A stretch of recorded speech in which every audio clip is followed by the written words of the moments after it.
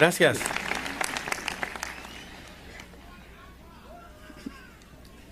Estoy honrado de estar con ustedes en la ceremonia de graduación en una de las mejores universidades del mundo.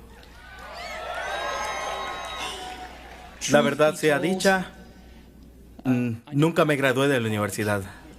Esto es lo más cerca que he estado de una graduación universitaria. Hoy quiero contarles 3 historias de mi vida. Eso es todo. No gran cosa, solo 3 historias. La primera historia es sobre conectar los puntos. Me retiré de la Universidad de Reed después de los primeros 6 meses, pero estuve yendo de modo intermitente por otros 18 meses o más antes de retirarme de verdad. Entonces, ¿por qué me retiré? Comenzó antes de que yo naciera. Mi madre biológica era una joven soltera graduada universitaria y decidió darme en adopción. Ella creía firmemente que debía ser adoptado por graduados universitarios, así que todo estaba arreglado para que al apenas nacer fuera adoptado por un abogado y su esposa. Excepto que cuando aparecí, ellos decidieron en el último minuto que en realidad deseaban una niña. Entonces mis padres, que estaban en lista de espera, recibieron una llamada en medio de la noche preguntándoles: «Tenemos un bebé varón no deseado. ¿Lo quieren?» Ellos dijeron: «Por supuesto». Mi madre biológica luego se enteró que mi madre nunca se había graduado de la universidad y que mi padre nunca se había graduado de la enseñanza media, así que se negó a firmar los papeles de adopción definitivos. Solo cambió de parecer unos meses más tarde cuando mis padres prometieron que yo iría a la universidad. Ese fue el inicio de mi vida. Y 17 años más tarde fui a la universidad. Sin embargo, ingenuamente elegí una universidad casi tan cara como Stanford. Y todos los ahorros de mis padres de clase obrera fueron gastados en mi matrícula. Después de 6 meses no podía ver valor en ello. No tenía idea de qué hacer con mi vida y no tenía idea de cómo la universidad me podía ayudar a deducirla. Y aquí estaba yo, gastando todo el dinero que mis padres habían ahorrado durante toda su vida. Así que decidí retirarme y confiar en que todo iba a resultar bien. Fue bastante aterrador en ese momento, pero mirando hacia atrás, fue una de las mejores decisiones que he tomado. Apenas me retiré, pude dejar de asistir a las clases obligatorias que no me interesaban y comencé a asistir a las clases que me parecían más interesantes. No todo fue romántico. No tenía dormitorio, así que dormía en el piso de los dormitorios de amigos. Retornaba las botellas de soda por los 5 centavos de depósito para comprar comida y caminaba 7 millas cruzando la ciudad todos los domingos en la noche para conseguir una buena comida a la semana en el templo Hare Krishna. Me encantaba. Y mucho con lo que me tropecé siguiendo mi curiosidad e intuición resultaron ser invaluables posteriormente. Déjenme darles un ejemplo. La Universidad de Reed en ese tiempo ofrecía quizás la mejor instrucción en caligrafía del país. A través del campus, todos los afiches, todas las etiquetas de cada casillero estaban bellamente escritos en caligrafía a mano. Debido a que me había retirado y no tenía que asistir a las clases normales, decidí tomar una clase de caligrafía para aprender cómo hacer eso. Aprendí los tipos de letras serif y sans serif, de la variación de la cantidad de espacio entre las distintas combinaciones de letras, de lo que hace que la gran tipografía sea grande. Era hermoso, histórico, artísticamente sutil, de una manera en que la ciencia no logra capturar, y lo encontré fascinante. Nada de esto tenía incluso una esperanza de aplicación práctica en mi vida. Pero 10 años después, cuando estábamos diseñando la primera computadora Macintosh, todo volvió a mí. Y lo diseñamos todo en la Mac. Fue la primera computadora con una bella tipografía. Si nunca hubiera asistido a ese único curso en la universidad, la Mac nunca habría tenido múltiples tipos de letras o fuentes proporcionalmente espaciadas. Y puesto que Windows solo copió la Mac, es probable que ninguna computadora personal las tendría.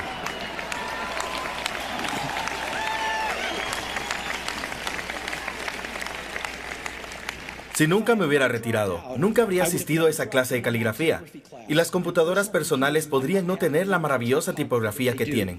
Por supuesto, era imposible conectar los puntos mirando hacia el futuro cuando estaba en la universidad. Sin embargo, fue muy claro mirando hacia el pasado 10 años después.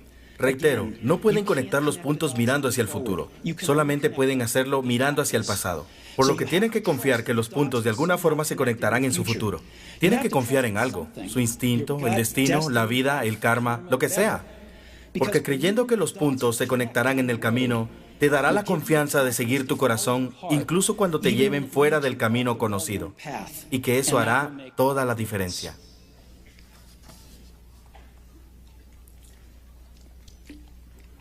Mi segunda historia es sobre amar y perder. Fui afortunado. Descubrí lo que amaba hacer temprano en la vida. Woz y yo comenzamos Apple en el garage de mis padres cuando tenía 20 años. Trabajamos duro y en 10 años, Apple había crecido a partir de nosotros dos en un garage, en una compañía de $2,000 millones con más de 4,000 empleados. Recién habíamos presentado nuestra más grandiosa creación, la Macintosh, un año antes, y yo recién había cumplido 30. Y entonces me despidieron. ¿Cómo te pueden despedir de una compañía que comenzaste? Bien. Debido al crecimiento de Apple, contratamos a alguien que pensé que era muy talentoso para dirigir la compañía conmigo. Y por el primer año o más las cosas marcharon bien. Pero luego nuestras visiones del futuro empezaron a desviarse y eventualmente teníamos disgustos. Cuando lo hacíamos, la junta directiva lo respaldó a él. De modo que a los 30 años estaba afuera. Y muy públicamente afuera. Aquello que había sido el centro de toda mi vida adulta se había ido. Y fue devastador. Realmente no supe qué hacer durante algunos meses.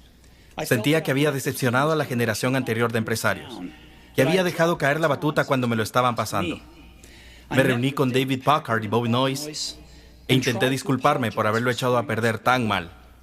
Fue un absoluto fracaso público, incluso pensaba alejarme del baile. No obstante, lentamente comencé a entender algo. Yo todavía amaba lo que hacía. El giro de acontecimientos en Apple no había cambiado eso ni un poco. Había sido rechazado, pero seguía enamorado. Y entonces decidí comenzar de nuevo. En ese entonces no lo entendí, pero resultó que ser despedido de Apple fue lo mejor que podía haberme pasado. La pesadez de ser exitoso fue reemplazada por la livianidad de ser principiante otra vez, menos seguro de todo. Me liberó para entrar en una de las etapas más creativas de mi vida. Durante los siguientes 5 años comencé una compañía llamada Next, otra compañía llamada Pixar, y me enamoré de una asombrosa mujer que se convertiría en mi esposa. Pixar continuó para crear la primera película en el mundo animada por computadora, Toy Story, y ahora es el estudio de animación más exitoso a nivel mundial. En un notable giro de los hechos, Apple compró Next. Regresé a Apple y la tecnología que desarrollamos en Next está en el corazón del actual renacimiento de Apple. Y con Lorraine tenemos una maravillosa familia juntos. Estoy muy seguro de que nada de esto habría sucedido si no hubiese sido despedido de Apple. Fue una amarga medicina, pero supongo que el paciente la necesitaba. En ocasiones la vida te golpea con un ladrillo en la cabeza. No pierdan la fe. Estoy convencido que lo único que me permitió seguir fue que yo amaba lo que hacía. Tienen que encontrar eso que aman. Y eso es tan valioso para su trabajo como lo es para sus aficiones. Su trabajo llenará gran parte de sus vidas y la única manera de sentirse realmente satisfecho es hacer aquello que creen que es un gran trabajo. Y la única forma de hacer un gran trabajo es amando lo que hacen. Si aún no lo han encontrado, sigan buscando. No se conformen. Al igual que con los asuntos del corazón, sabrán cuando lo encuentren. Como cualquier relación importante, mejora poco a poco con el paso de los años. Así que sigan buscando. No se conformen.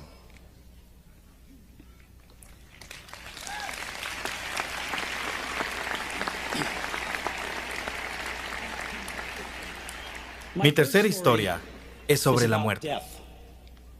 Cuando tenía 17 años, leí una cita que decía algo como: si vives cada día como si fuera el último, seguramente algún día estarás en lo correcto. Eso dejó una marca en mí. Y desde entonces, durante los últimos 33 años, me miro al espejo todas las mañanas y me pregunto: si hoy fuera el último día de mi vida, ¿querría hacer lo que estoy a punto de hacer hoy? Y cada vez que la respuesta ha sido no, por varios días seguidos, sé que necesito cambiar algo. Recordar que moriré pronto es la herramienta más importante que he encontrado para ayudarme a decidir las grandes elecciones en mi vida. Porque casi todo, todas las expectativas externas, todo el orgullo, todo el temor a la vergüenza o el fracaso, todo eso desaparece ante el rostro de la muerte, quedando solamente lo que es realmente importante. Recordar que van a morir es la mejor manera que conozco para evitar la trampa de pensar que tienen algo que perder. Ya están desnudos. No hay ninguna razón para no seguir a su corazón. Cerca de un año atrás, fui diagnosticado con cáncer. Me hicieron un escáner a las 7:30 de la mañana y claramente mostraba un tumor en el páncreas. Yo ni siquiera sabía lo que era el páncreas. Los doctores me dijeron que era muy probable que fuera un tipo de cáncer incurable y que mi esperanza de vida no superaría de 3 a 6 meses. Mi doctor me aconsejó irme a casa y arreglar a mis asuntos, que es el código médico para prepararte para morir. Significa tener que decirle a tus hijos todo lo que pensabas decirles en los próximos 10 años, en unos pocos meses. Significa asegurarte que todo esté finiquitado, de modo que sea lo más sencillo posible para tu familia. Significa decir adiós. Viví con ese diagnóstico todo el día. Luego de esa tarde me hicieron una biopsia, en que introdujeron un endoscopio por mi garganta a través del estómago y mis intestinos. Pincharon con una aguja en mi páncreas y me extrajeron unas pocas células del tumor. Estaba sedado, pero mi esposa, que estaba allí, me comentó que cuando examinaron las células en el microscopio, los médicos comenzaron a llorar, porque descubrieron que era una forma muy rara de cáncer pancreático curable con cirugía. Me operaron y agradecidamente, ahora estoy bien.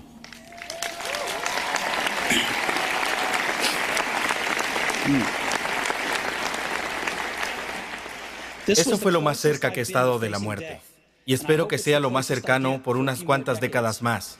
Habiendo vivido eso, ahora puedo contárselos con un poco más de certeza que cuando la muerte era un útil pero puramente intelectual concepto. Nadie quiere morir. Incluso la gente que quiere ir al cielo no quiere morir para llegar allá. Sin embargo, la muerte es el destino que todos compartimos. Nadie ha escapado de ella.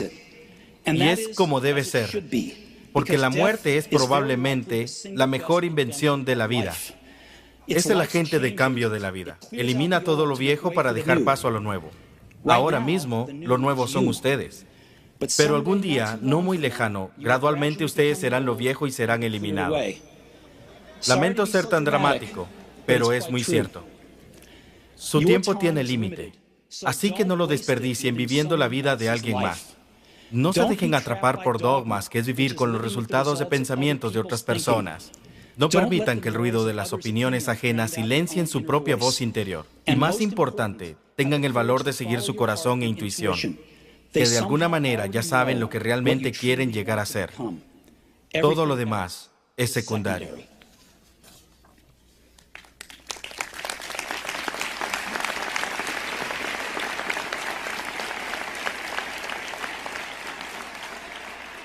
Cuando era joven, había una asombrosa publicación llamada The Whole Earth Catalog, que era una de las Biblias de mi generación.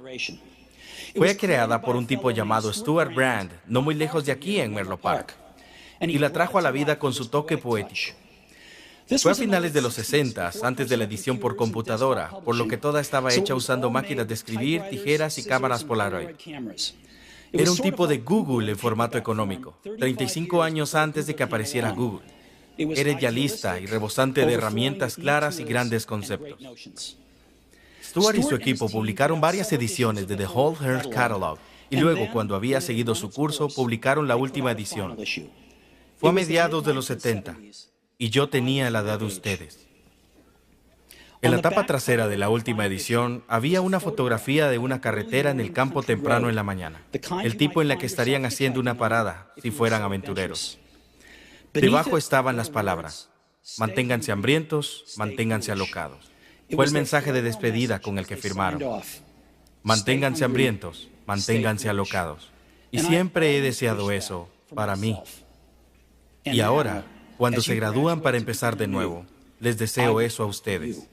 Manténganse hambrientos, manténganse alocados. Muchas gracias a todos.